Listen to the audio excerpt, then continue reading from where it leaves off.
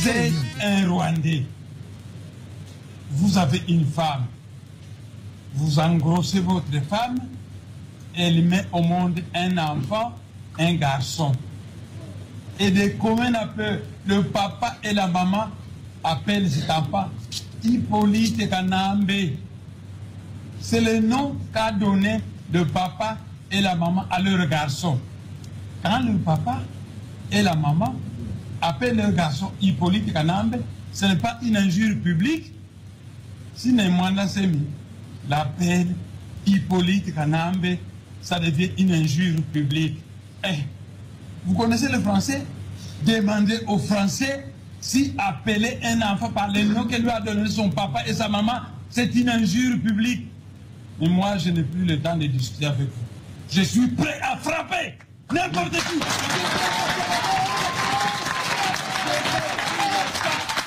Je n'ai plus le temps à discuter. Je vous donne une semaine, sinon je vais frapper. C'est tout. Bon, moi, avant de devenir député, j'ai travaillé à Maman. Mais Maman, c'est un grade bas. Je suis devenu député. Mais vous ne trouvez pas que dire que Némwanda Semi c'était un travailleur de Maman Yemo, vous encouragez les gens de Maman Yemo. Vous voyez, quelqu'un a travaillé ici, mais comme il a aussi bien travaillé, il est devenu député. Maintenant, quelqu'un a été taximan à Dar es Salaam. Vous ne voyez pas qu'il n'y a pas un saut métier, que c'est un encouragement aux taximens, que vous pouvez monter et devenir même président de la République, comme l'autre, comme Hippolyte Kanambe, taximan à Dar es Salaam. Je persiste et je signe, c'est tout. Vous ne trouvez pas que c'est un encouragement aux taximens, vous leur dites, voyez, vous êtes taximan, vous êtes devenu président de la République. Si même vous travaillez bien, vous dépasserez certains universitaires. Vous ne trouvez pas que c'est un encouragement pour les taximens. Mais vous appelez ça injure publique. Le français n'est pas votre langue. Demandez aux Français si c'est une injure publique. Mais si vous persistez, soyez prêts, parce que dans 2 semaines, moi, je vais frapper. Je vais frapper.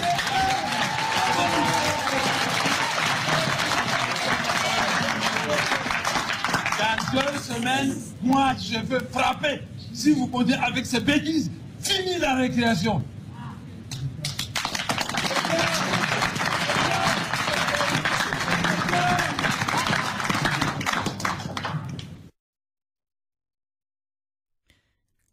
Bandeko bandiado isanga boyoki wana eza Némwanda Nsemi mutu alobi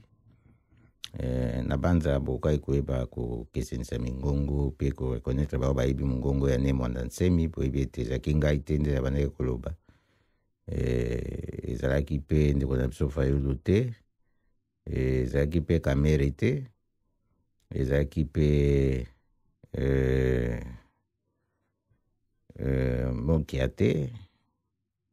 ezalaki nde Némwanda Nsemi ye nde abandaki koadrese message na yo na Kabila ndenge boyebi yango esi etamboli na bareseau sociaux ebele eza na likambo kutu mpenza ya kotia yango commentaire mingi te nde baconséquence ya message oyo nde eza mpe likambo oyo ezotinda bato balobela batala mpe komonela yango na ndenge nyonso bakomonela nde biso mpe tobaki tokabola yango mpe lelo na pokwa lelo mpe na mwa eteni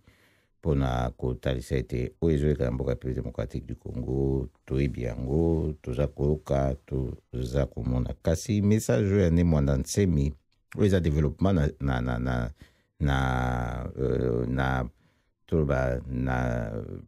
na vie politique ya Némwanda Nsemi oyo esalemi na mikolo ya suka oyo na mbulo tobandi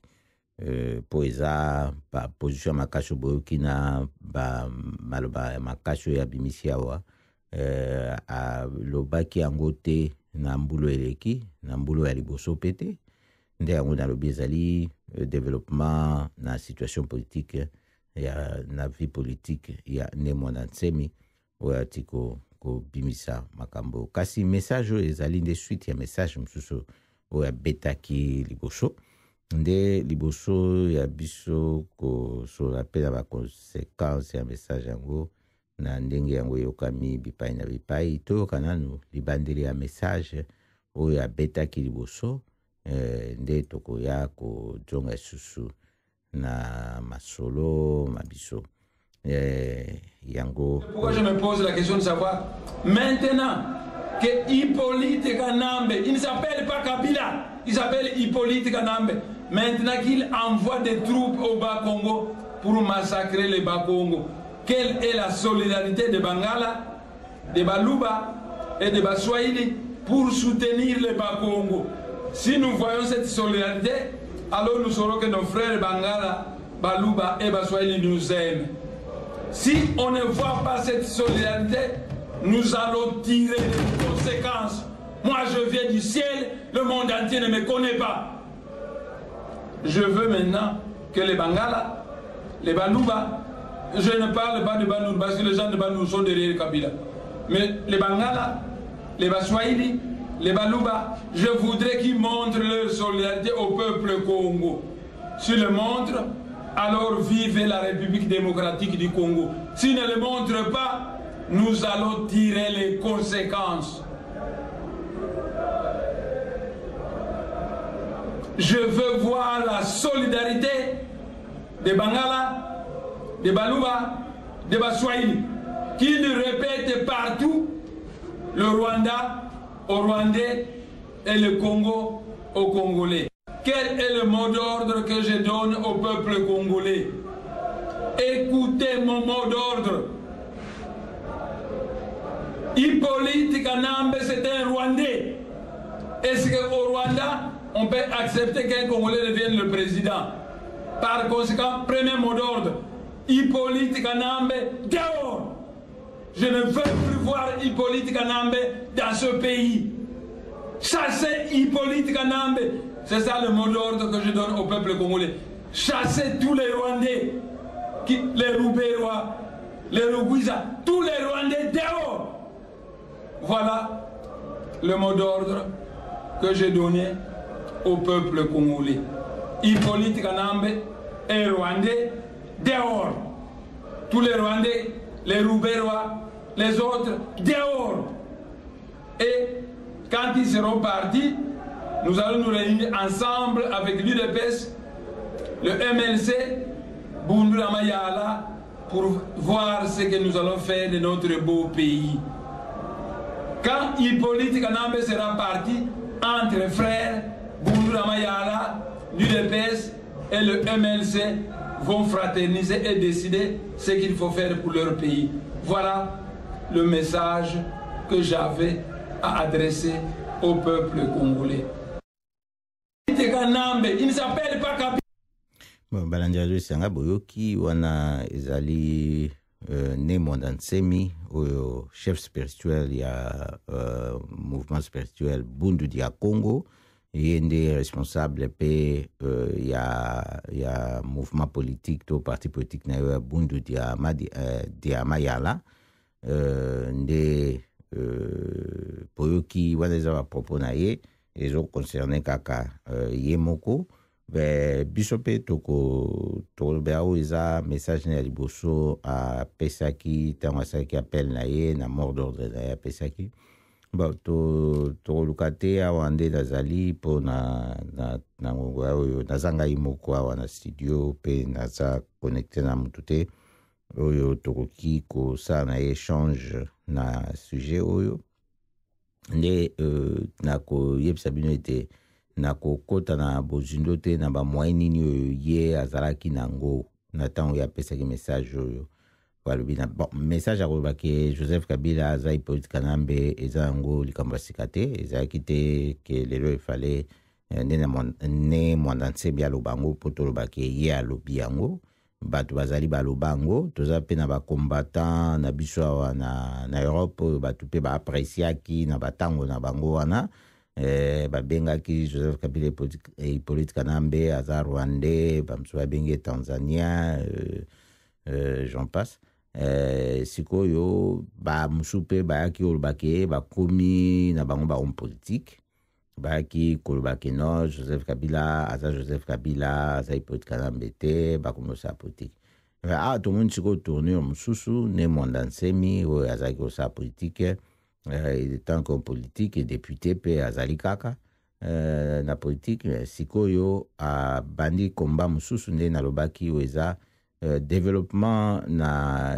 esami na suka ya vie politique na situation politique vie politique ya ne Mondansemi sikoyo asali virage na ye ya makasi oyo alobi sikoyo ke Joseph Kabila aza Hippolyte Kanambe bon wana toyebi te soki babengi Hippolyte Kanambe nde alongwe na pouvoir po esali plusieurs années oyo toyebi yango banda na ngbanda awa na exil na diaspora babengi Hippolyte Kanambe balobi nani yango alobi te Kabila alongwa Kabila dégage oyo ezalaki slogan munene awa na diaspora tina minute oyo nazoloba elemba po il faut père moko toloba na pe ba vérité mosusu po soki pe tozosala pe babenga yango nini baévaluation ata tozoboya kokota yango na mozindo mpo komba eza nanu tokolinga pe te biso moko tomilembisa na bamakamsu mpe ezalaka nango mpe bastratégie tout comme mpe côté mpe ya pouvoir bango mpe bazalaka mpe na baintimidation na bango mpe oyo mpe basalaka bakoyesa bato te ke ezalaki baintimidation mais mpona bato nde balala na pongi te mpo bapongi eyaka na ndenge ebele nde tolingaki totalisaka mpo bakamsu mike na ndenge tozosola na bino boye Kabila dégage awa ezalaki makasi mingi oyo bato mingi bakoma koloba kutu nde Tshisekedi dégage Fayulu dégage kutu mende oyo kutu ezalaki soki mende asali sortie médiatique na ye oyoki bacritique ebimi makasi emwana asu te bandosango mingi na baréseaux sociaux omoni bazotikala toujours bakoma critique na bango boposant donc bakoma boposant kutu moyen tobenga bango so boposant oui effectivement il okutu ezoconvenir yango na bakoma boposant puisque baza so boposant ya pouvoir te et soko otali mingi neti na baréseaux sociaux okoma omona sikoyo batak ya bato oyo mpenza ya mouvance présidentielle ezala su makasi mingi te ediminue batak na bango contre l'opposant eza su makasi mingi te bakomi koyaka na bamakambo moko kaka par rapport à ndenge ezalaki liboso mpo bango moko bayebiki mosala na bango ekomi kosalama na bato mosusu ekomi kosalama na baoyo babandeki kobundisa bango lobi bakomi sikoyo kobundisa baoyo bakontinue kobundisa bango ti lelo yango wana soki totali pamakambo mosusu tozwaki awa boye tomoni meme bacritique esalami voilà mot d'ordre yango epesami discours epesamaki ya préavu voilà ezalaki makasi te tala ya makasi yango yeye toboyi te ya préavu epesamaki ezalaki na baphase nango détaillé ndenge makambo elingaki kokende tokomi mpe le 19 basignifiaki mpe carton rouge na Kinshasa parce que il faut bana République démocratique du Congo bango moko nde batelema mpo basala makambo na bango eza leader politique te nde soki alobi ke Kabila longwa bon tomona mpe Kabila longwe soki azokonte na population na peuple neti mot d'ordre toyoki nde Mondansemi apesi mot d'ordre na population alobi Kabila libanda Kabila dehors bon siko il faut pe mot d'ordre wana avant nanu ke eza suivi bato nanu barecevoir yango mpe na ndenge elingeli na baréseaux sociaux awa mingi na libanda nayebi te soki bato toza libanda awa nde tokokende totia Kabila dehors to soki ezali na bato bazalaka kati yango na kokota makasi te na bamoyen nini oyo ye azalaki nango to aza nango na disposition mpona accomplissement ya mot d'ordre na ye mais azotalisaka makambo misusu oyo mpo esala ete toyeba mpe soki tozomene combat ndenge nini tokoki kosoutenir mpe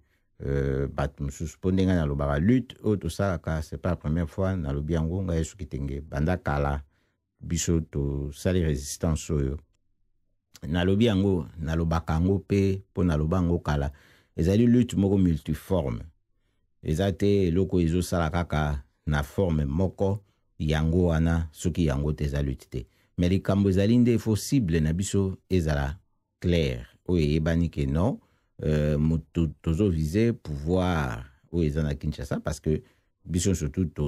toyebi mutu oyo akoteya susu mutu lelo mabe ya pouvoir ya Kinshasa eza te baboyaki na bango kosala baélection na cadre constitutionnel mpo Kabila alongwa te eza eloko bato bakosepela nango te toki ondima yango te toki obetela yango maboko te nde tozoluka na ndenge nyonso tu oyo esunga ete makambo oyo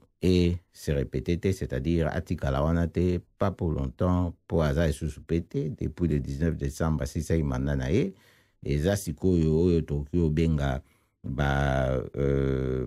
essaye ezosalama na niveau politique oyo accord ezwamaki le 31 décembre po omonaki accord na yo asalaki liboso na cité ya Union africaine na camp militaire kuna na Kinshasa esimbaki te oyo ndenge Kofi alobaki ekoti te c'est pas pour rien nde accord mosusu yaki ozama le 31 décembre awa oyo il faut etiama en application mpona koevite que makambo mosusu eya na ndenge mosusu komoni siko nde mona ntemi colère na ye ndenge azopesa bien que alobi ne bamo mingi te na nini na ye nga mpe na kobakisela ye te kasi eza mpona otalisa bino ete na ntango oyo mboka bato bazokonza yango bazorespecte mibeko oyo bango moko basali mpo ezala te ben voilà boza kotika bino moko baporte bafenetre nyonso tu polele na moto nyonso oyo akotomboka na ye parce que lwa nini oyo bino bokotangela ye mpo boloba na ye ke bino nano banani oyo exemple nini oyo bino boza nango makoki nini oyo efandisi bino wana mpo boya kotangela ye lwa boloba na ye mpo ntango asali mitingi ne wana abomi mutu te mpo boloba na ye ke voilà obomi mutu parce que balwa oyo ya koyiba koboma kofinga eza biloko eza nango ezoki mpe constitution eza esila te mais bino bapolitike oyo bozozwa badécision politique ya kokanga bato mosusu minoko nde manda na bino sikoyo eza su te e soki borespectaki lwa bino moko constitution ndenge ezali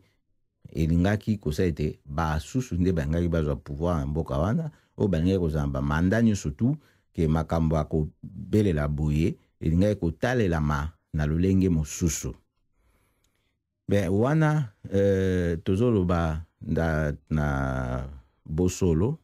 mpo esengeli mpe kotalisa makambo ndenge ezali moto oyo amoni ke ndenge nalobi eza bongo te eza droit na ye soki mpe alingi aza mpe na droit ya réplique akocontacte biso na info@lisanga.nl atinda email atia bacoordonné na ye nyonso tu so akolinga tozalaka chaque jeudi de 19h à 20h tokolekisa ye mpe bien comme ça tosala na ye mpe débat na point oyo pas sur ne mwanda nsemi mpo tozali bato ya ne mwanda nsemi te bamembre ya bundu dia Congo te mpe ya bundu dia mayala te kasi toza bato tozoporte Congo na biso toujours na cœur et mpe makambo etali Congo etali biso nde tina oyo ya kosola likambo oyo yango wana ata ndenge boyoka bino moko awa na discours ya bundi ya Congo azali kotanga baluba bangala baswahili bato ya bandundu bango bakongo nde bazali vize bazoboma bango toyebi bazoboma kaka bakongo te na minito ezasolola bino boyebi yango kuna na Kasai bato ya chef coutumier Sapu boyebi yango ke kamona na Sapu kuna bato na ye babomi bango mingi mikolo nyonso tina février awa babomi bango ebele eza kaka na STT ya République démocratique du Congo nde bazoboma kuna na Kivu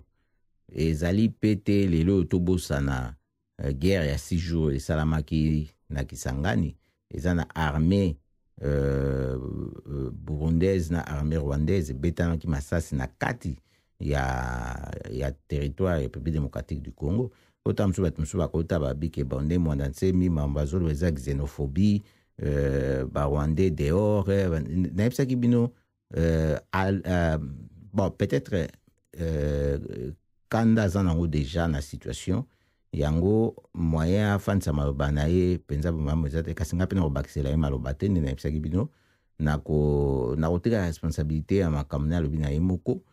nga azotaisaka nde kobete na ntango oyo bozokamba mboka mabe bino moko boseme haine sikoyo na kati ya population ta likambo oyo armée ougandaise na armée rwandaise ebeta na masasi na kati ya Kisangani na guerre ya 6 jours wana mokili mobimba lelo bafandani ye balobelaka yango susu te eza normal te bato bakufa wana ebele bato bakufa na kati ya mboka ya bato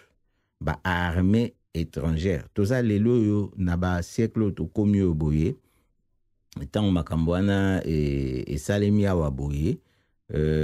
vraiment komona aux alentours ya balan 2000 makambo ndenge wana esalama mpe communauté internationale asilaki kosala intervention moko te oyo esengeleki esalama na basituation ya ndenge wana d'abord violation ya territoire ya bato oyo ezalaki polele moto nyonso amonaki moto nyonso ayebi oyo akoki kowanga nango aza te batiki tozwa nano bakilometre oyo baarme wana mibale eutaki mpo ya kokoma ti na Kisangani ebetaka masasi soki barwandais babandaki kosoutenir ele mosusu ya rébellion congolaise epe baugandais bazosoutenir ele mosusu ya rébellion congolaise kasi mpo na nini baarme na bango wana mibale nde eyaki kobetama masasi na Kisangani mpo na nini bapesaki bamoyen ya bitumba te na bato bango bazosoutenir mpo bango moko balata bamoyen wana babunda bitumba na bango entre Congo Congolais. Alors wana eza bakestion sikoyo soki ose pose ozomona baréponse ndenge ezali soki otali makambo yango toyebi na Laurent Désiré Kabila bien ke ye mutu ayaki na makambo oyo ye mutu andimaki soutien ya baninga na ye rwandais ugandais mpo bakomisa ye na pouvoir mpe akabela bango azalaki nango ya kokabela kasi mabele ya bato eza ya pepe eza ya ye te esimbaki te bien que ayaki kobengana bango mpo abenganaki bango likambo ye nde mwanda nse mazoba Laurent Désiré Kabila alobaki yango bon peut-être na baterme moko un peu toloba ndenge nini baterme moko ezalaki un peu ya malembe par rapport à nde mwanda nsemi ndenge azoba direct mais Laurent Désiré Kabila alobaki yango mpe apesaki exemple ya ministre na ye mosusu ye moko pe bon ezaka ba bassesse que voilà chef de l'état na niveau ndenge bolimbisanga na zoloba penza makambo ndenge ezali ndenge babaki ya moko faut pe to loba pe avertir mususu eko sala pe biso ke to sala ba évaluation pour to eba ndenge ni pe akozoya makambo mususu pour que ka makambo na ba sentiment na ba émotion eza pe bien te po tolingi kimia ezala na mboka ya République démocratique du Congo ezala na région na respect ya bato nyonso ezala tokoki kovivre sans bato mosusu te to koma bato mosusu mpe bakovivre sans biso te ezalaka mpo na bavoisin na biso te ya République démocratique du Congo toza na 9 pays voisins oyo tokoki kozala trouble te mpo na région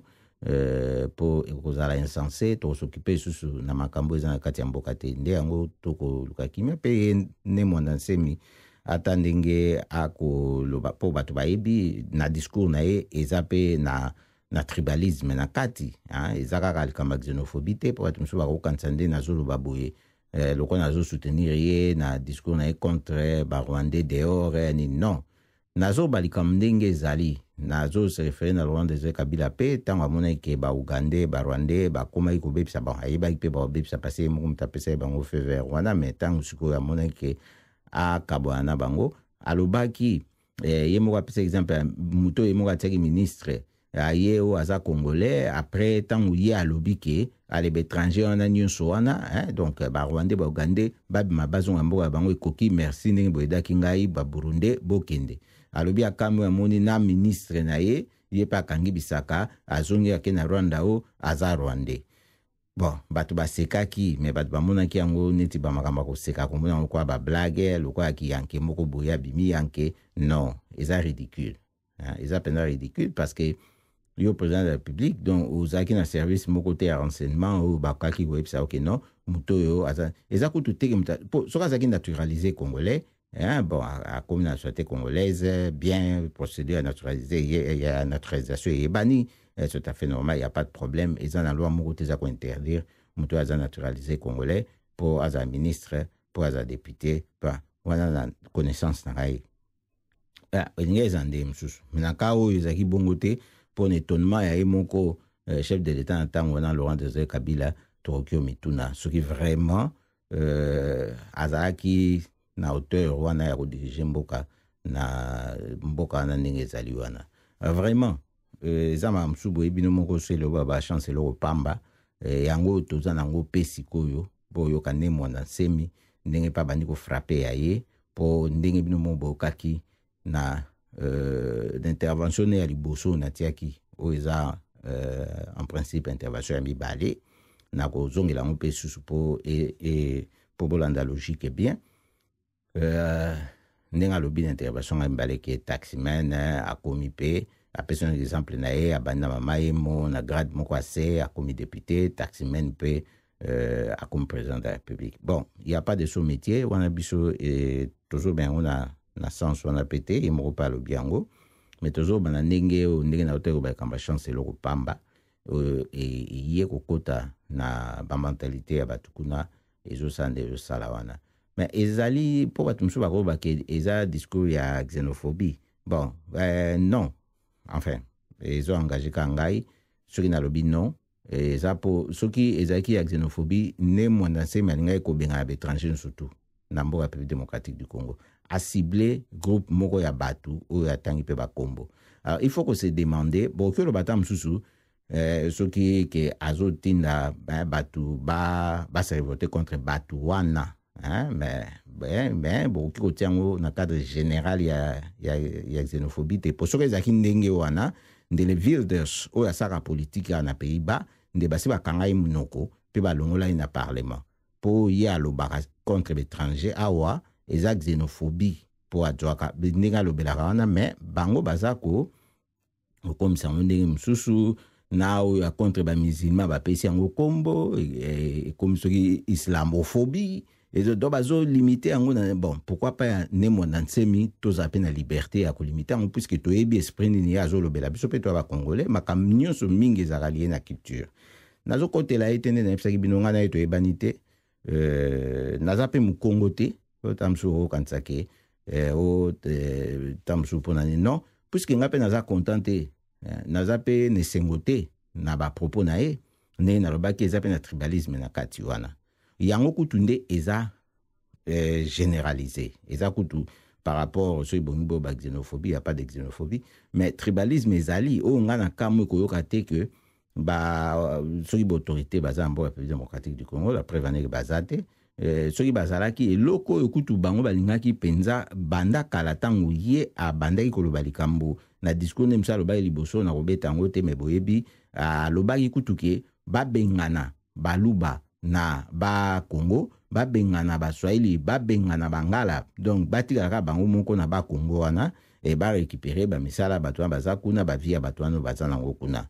mais boyebi ke uyango kutunde ezaki makamba grave tanga lobaki discours na wana un député national akino ba makamba ndenge wana et botiki epe afandi ninga voilà yango sikoyo na lobaki na bino ba conséquences yango ba conséquences wana toujours vivre aye siko ko frapper akomi ko frapper bango moko sikoyo bango ba sepelaki a créer division ndenge wana na kati ya population ba kanisa ki elinga ko simba po ezana batu msusu ya pamba pamba na zomba bango mingi na ba réseaux sociaux bazali ko kota na kati ya ba jeu wana eza ba piège ba sala ki batika ki ba kanisa ki kelinga ko bota division malamu po batu bazala unité contre pouvoir eza mabe na République démocratique du Congo et ben voilà conséquence yango oyo loni ndozo bota sikoyo ye moko aye sikoyo ko cibler kaka bato yango wana oyo baza na pouvoir ke balongwa nde to moni sikoyo awa esali nini bakomi koluka ye bazolukaye na ba discours asali contre bango ezate oyo asali contre peuple pourtant ye azaki contre baluba na ba Congo na bangala na ba Congo contre basoye na ba Congo balukaki ete et batikaki ye. Beaucoup se demandaient quel genre de pays dirigé par qui, quel genre de bateau oyo kendenge wana. Eh bien, sikoyo a se déchaîné biso beto opekisa ete pourtant oyo fallait ba pekisa ye ba pekisa ki ete sikoyo biso peza likamna biso te poto kota na poto pekisa ye peut-être opekisa sikoyo intérêt ya nani na bénéfice ya nani po a malobo ya sikoyo alobi na contre peuple te. Bon, le quoi alobi na contre peuple te asengi kutu boyoki na o na ototia sikoyo na sukawa asengi kutu soutien ya solidarité asengi ya ba ethnie to ba tribu mususu ezali banda ya ba Congo pona ndenge bazoboma batu ya ba Congo parce que batu ndemo na simtango basi ba bandija oboma bango na ba Congo kuna sans compter o esamaka kala oyo pe tolobela yango pe na radio awa. Ben sikoyo ndenge na lobaki ba moyen oyo ye azokanisa to oyo ye ayebe azanango ngana lobango te po wana zamaso na ngai te. Donc ce qui a zokanisa ke ba apporter solidarité wana ndenge nini wana eza likamususu likamusiko oyo tozo kobanango oyo etali mingi penza ba conséquences ya makambo ndenge to koteli kolobela yango nde siko toko yoka lisusu intervention na yo ya suka oyo asalaki.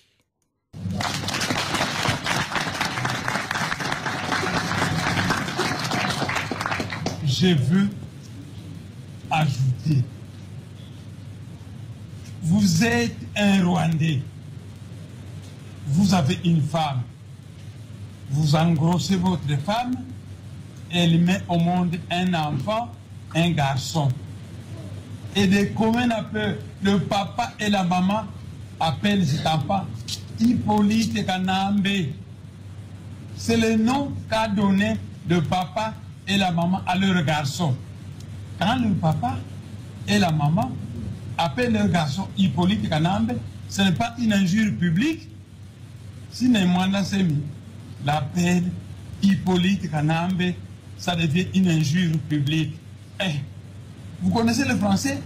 Demandez aux Français si appeler un enfant par le nom que lui a donné son papa et sa maman, c'est une injure publique. Mais moi, je n'ai plus le temps de discuter avec vous. Je suis prêt à frapper n'importe qui.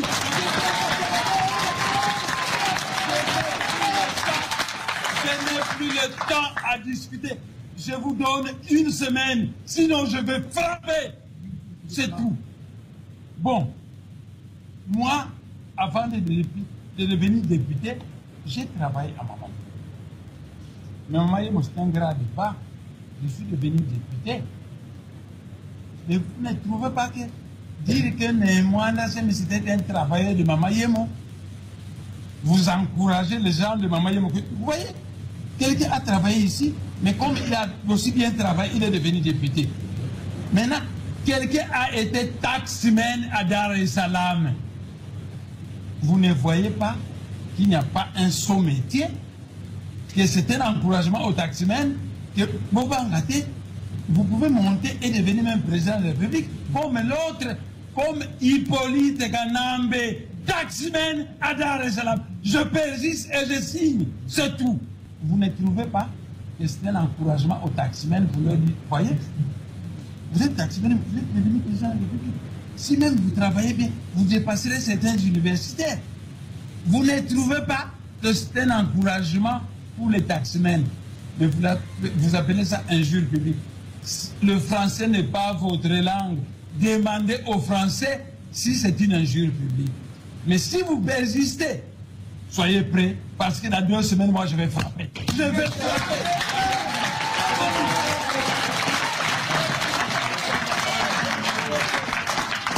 Dans 2 semaines, moi, je veux frapper. Si vous continuez avec ces bêtises, fini la récréation.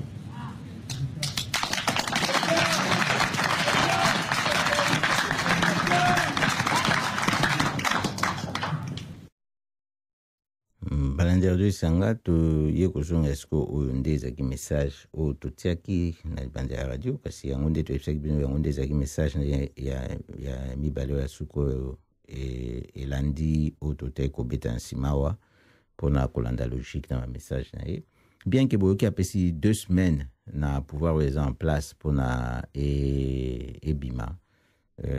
kasi okaki liboso alobaki 1 semaine bon après ayekoloba 2 semaines lokola akontinue korepete 2 semaines bon tika tofandela na 2 semaines parce que 1 semaine déjà eseleki depuis apesaki message na ye wana tokoloba sikoyo bomoni kote ya baconséquence na message wana na baactivité na ye bon nakokota mpenza makasi mingi te mpona sala bacritique na comportement na ye na message na ye mpo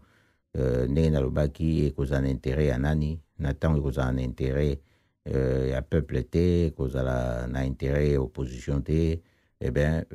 ça vaut pas la peine na umela kocritique kasi nakoloba kaka mpo na baconséquence nakotouche point omoke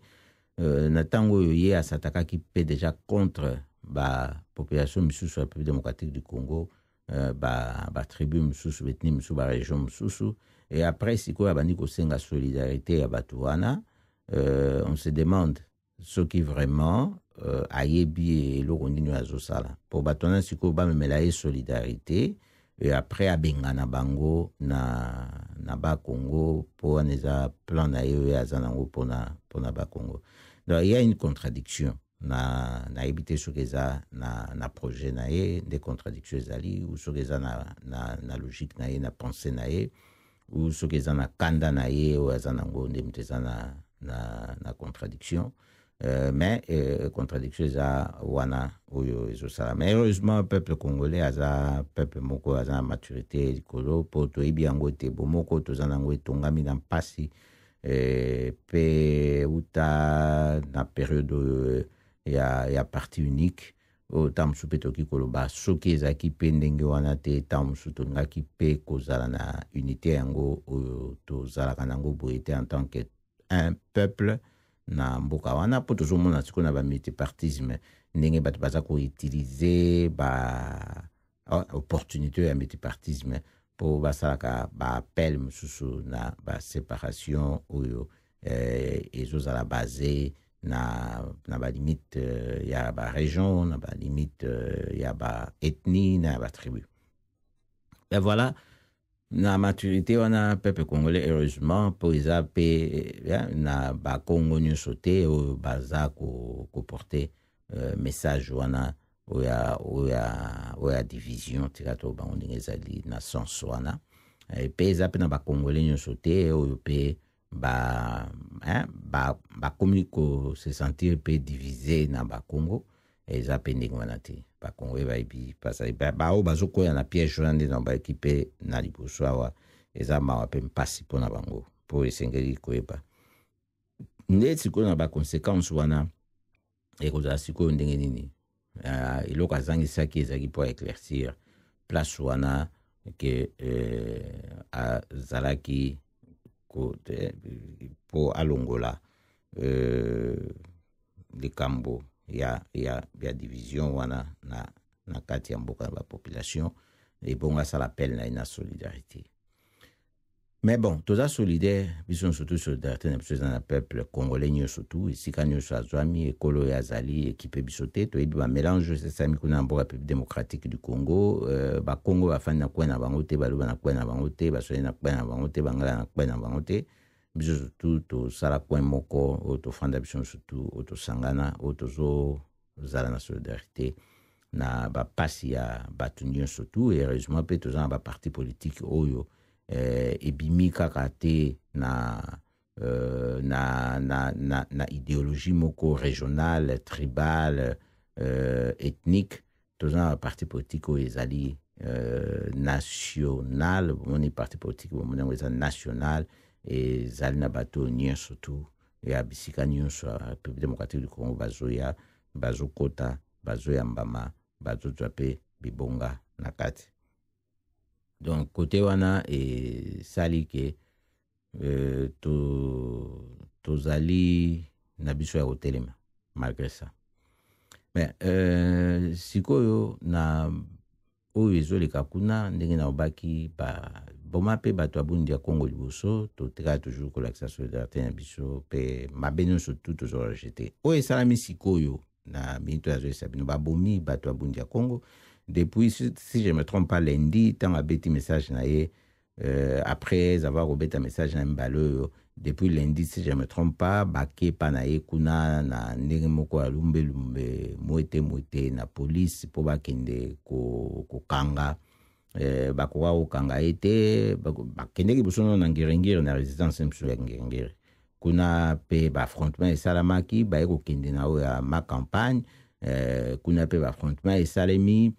batémoignage oyo toza nango ezali ete babomi. Il y a eu des morts côté la police et pe tout le monde qui na ba image moko jeep moko ya police batumbaki yango pe wana kuna na ma campagne côté la résistance na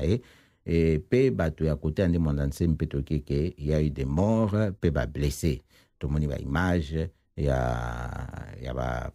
bembe pe ya ba blessé na côté ande mondanse kati côté la police ba milice ande mondanse surtout ba milice surtout ça tout bien avant bas surveillant naé bon étant dirigeant politique et spirituel bon azan ba tout autour naé et puis to landi témoignage amsusu à lobité non ba police ba bomaki baninga na bango ba kimaki ba me bipembe ba faki ba kenango toujours déplorer exercice à force na l'état na ndenge wana na bato baza olenga wana soki penza likambo nde mwana nseme ezalaki bazwaki yango aussi grave na ndenge bakandiselaki opération basali wana ezali kokoka na kutu te na ndenge bakoki kosala opération mpo bakende kokanga motu ya ndenge bango baza na connaissance te ya efandeli na ye esika afandi ndenge ezali awo wana bakendeki ndeka mpo bakende koboma kaka bato na ye na kanda. Et pourtant, tu es bien, étant chef spirituel,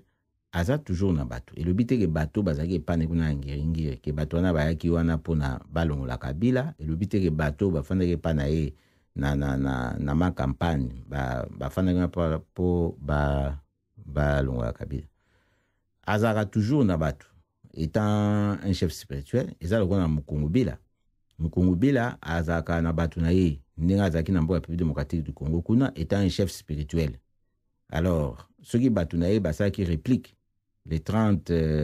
décembre 2013 ce qui n'a pas sanité ezaki parce que bakende ko kotela Mukungu Bila anda kuna ye. Tant ba kotela na banda kuna ye kuna bakende ko luka kuna na Katanga. Eh ben réponse nyonso ezaki parce Mukungu Bila sa ki pe ba message ya lansaki na ba lettre no ya sala ki pe wana et puis effectivement il est pas visa ki pe suka kana ba étranger ngo pe lisusu yo ba yena mboka bazo bebisa mboka et puis baza ko ça été Congo ezala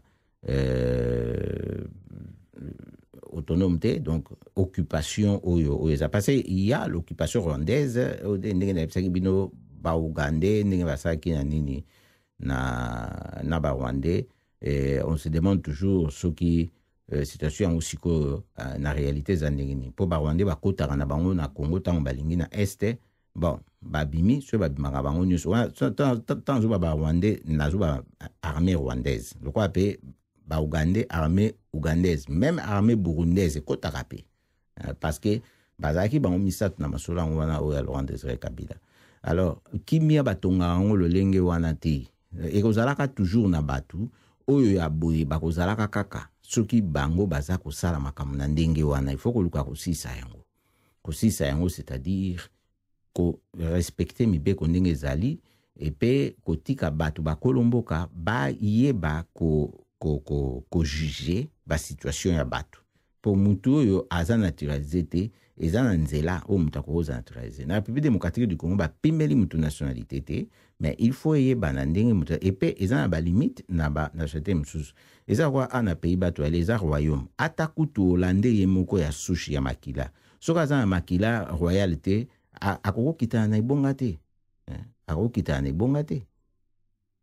ben il faut qu'on respecte mibeko ndenge ezali. Alors na Congo lokola bato bazo tricher mingi, bazo frauder mingi, ba conséquence yango yo. Eh ben bomoni siko oyo eleki na nde mwana nsemi. Eza ba conséquence wana na ba conséquence oyo pe ya ba discours na ye asali. Tala sikoyo batu potokoki ondima te tolobaki ben voilà bakota na bapango na ye baboma batu mosusu baza na bango wana batu bayaka toujours ndenge nalobaki epa ya chef oyo parce que mpo na bango aza chef spirituel na bango. Bon bazali wana sikoyo baye babomi bango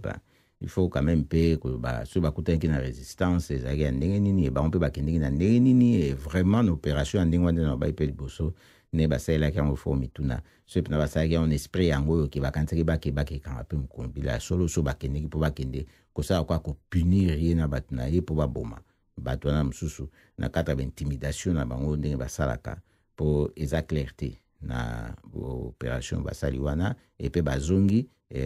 oyo tokoloba échec bakebaka nani nde mona nsemi échec bazongi bafani ndenge wana mais histoire esi nanu te po eza makambo vraiment esengeli tozala nango na ekenge po ya mokongo pasi mokongo mbila akimaki na ye amonaki ke bon makambo baye okende nango na ndenge bakendeleki nango wana ben akimi na ye po aéchappe na baarrestation bayebi ke benga bahumilie ye banyokola ye bon et pourtant mpo na ye ndenge aloba ti lelo à otelemela badroit ya peuple congolais pe azo lutter contre occupation ya étranger na Congo lokola ba Rwandais oyo bazo zanga te kotanga maka na ba epe na pamba te eza pe na tina eza pe ya lokuta te yango wana makambo tanto lobaka ifo esila ta Bosco Tangada aza awa boye bazosambisa ye malamu te il faut basambisa bato ya malamu kunda batware babomba ye na Kagame eza na pamba te donc bato oyo atindaki bamission na Congo mpo baboma basala mabe so bakimbake kuna azobomba bango eza nango vérité oyo eza lelo te mpo todemontre yango tosolobela yango ya mingi bato bayebi toyebi makambo wana ndenge ezali na ntango tolingi kimia tolingi malamu ke liboso. Alors, il faut perdre mon côté le ban rappel la vérité msusu. Toyebana ete non. Mabe soko lingi obundisa yango malamu, luka obundisa yango na racine. Alors, soki lelo yokinde mondansemi alobibo agangi bo mangamsa alobibo racine nango ezali kaka oyemo abengi Hippolyte Kanambe. Eza Joseph Kabila. Pour lelo bamsu bakolo bake mbongo parce to ebike discours na ya moment moko ezali nde msu ye mutu apesa Kabila transition à 3 ans ye azala chef ya gouvernement na transition et puis tant bakamba transition ye olobama na fait année passée ya se vantaki pa lobaka azali le premier ko lobalika mwana bon mbongo il fallait apesa ye ezaki po ba dédommager ndenge na ebisa bino pe ba bomaka batabudu ya Congo liboso ndenge basalaki ba destruction ya biloko na ye na bato maki fa ba dédommager tout ça ba nde tozoyoka ke azwa eloko te makambo nyonso epesaki kana po pene moko atika ekuti na politique asili kaka alobi atiki politique bon mais aya kozonga esu parke miracle toyebi te ye moko akoyeba malamu lokola azali chef spirituel mais sikoyo peut-être yango ezalaki mpona aya kosala sikoyo développement oyo ya kosalama na vie politique na ye na situation politique na ndenge comme sikoyo ata soki bato bakoloba ndenge wana bana moment moko azaki bona Kabila boye azaki bo asaki boye sikoyo soki parce que se retrouver te même na bakoro esami sikoyo yango wana kasi yango wana nyonso wana eza kaka source racine eza kaka pouvoir oyo eza na Kinshasa eza mabe oyo eza kolinga kotikala libanda ya mibeko likonzi po bazala kaka na pouvoir po bazala kaka na pouvoir yango ba conséquences surtout yango donc racine eza kaka wana source eza kaka wana ya mabe eza kaka wana ke soki tondimi biso surtout travailler pour ba pouvoir efana malamu ba président ngo pe to bana kozwa ba kobana ka kosala ka ba crime te oyo ekosenga ete soki balongwe na pouvoir po bajuge bango batia bango na baprison parce que basali bacrime contre l'humanité bakosalaka yango te epe bakobangaka te ke soki balongwe na pouvoir bakokomisaka bango ndenge wana na constitution balobi président oyo alongwe akozala sénateur à vie. Eh ben constitution oyo faut jouir nango nanu ko jouir nango lingo loba alternance et quota d'après constitution ba président na ba koma pe ba sénateur à vie basala vie na bango malamu lokola bato nyonso tokunda bango pe na honneur ndenge wana e na tango wana ne tokelo ba ki oui constitution oyo vraiment tozwaki yango etamboli ndenge nini eza sikoyo te oyo kaka bato oyo ba jouir nango po ba frauder bazala nango na pouvoir et comme sikoyo pona estopper bango baluka ba moyen mususu diabolique pona basala ete ezala sous constitution wana te comme moyen mususu po bazala na pouvoir. Là on dit non eza évolution te wana tozozonga sima tolingi tokende na ndenge ya kotambola kibomoto topusana tokende avant to avancer po likambo toza na vie awa ndenge tozali po toyebisa bino ezalaki mpe masolo oyo tobetaki na ntango nde mwanda nseme eza chef spirituel tobosana mpe te sikoyo toloba mpe na makambo mpe na ndenge mpe ya bozindo mpe ya ki spiritualité tozali na mokili tozotravaille mpo na avenir na biso na présent oyo parce qu'il y a un passé et passé wana soki oyebi yango te eza likambo na yo mais soki oyebi passé osali bien te ozobongisa yango to eza na makambo oyo ya mabe ekoki koya olingi koevite yango na présent oyo ndenge tozali il faut yeba ndenge nini yo kosala na ndenge oyo ke okoka koganye temps oyo ya futur wana na temps oyo toza nango oyo temps réel oyo obima na temps oyo réel po kota na ndenge oyo yo okokende mbangu na batambo mo ndenge esalaka ozwi avion poto Afrika omoni vitesse wana ezo gagner espace et effectivement pe bato bazo gagner temps parce que soki mutu fallait asala voyage wana na temps réel na vitesse normale elingai kozwa mikolo ebele alors faut compter siko ba jour oyo ye a gagné na vitesse wana alongwe neti Amsterdam awa ake akomi na Nairobi to na Kinshasa asali makambo ya asali kuna zongi awa o makambo na sala ngo siko na temps ebimi na temps mukuse asali makambo wana oyo s'il fallait asala voyage na temps réel makambo na lingai kosala ngo après plusieurs jours. Eh ben voilà donc c'est ça esengeli toyeba ndenge nini to kobana bomo na biso pona babuzo ba pambala ezala te to tondi bino botondi mingi mbala ndinyo tsara do lisanga boneza kwa bino esuki tenge tikete bo passer weekend malamu esika nsobozali kimeza na bino tozana bo sosoli nde toyeba ite moto nyonso vi oyo akotika